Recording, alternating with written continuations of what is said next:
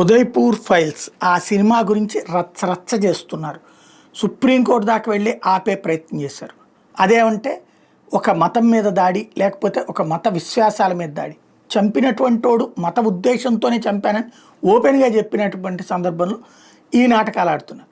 అదే హిందువులకు సంబంధించి అయితే 2017 సంవత్సరంలో సెక్సీ దుర్గా అని ఒక సినిమా తీశారు. దారుణాతి దారుణమైనటువంటి దేవీ దేవతల అవమానంతో కూడినటువంటిది.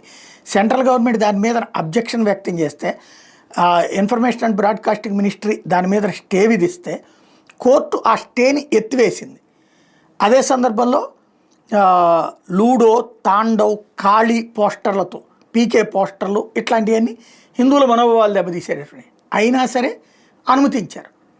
అనుమతించమని గొడవ చేశారు. అప్పుడేమో ఇదే ఎవరైతే సెక్యులరిస్టులు అని చెప్పుకునేవాడు ఇక్కడికి వచ్చేటప్పటికి ఈ దిశగా ప్రయాణిస్తున్నటువంటి పరిస్థితి అయితే ఉంది. ఉదయ్పూర్ ఫైల్స్ వస్తే ఏదో తమకి ఇబ్బంది అన్నటువంటి కోణంలో ప్రవర్తిస్తున్న వాళ్ళ సంఖ్య పెరుగుతోంది.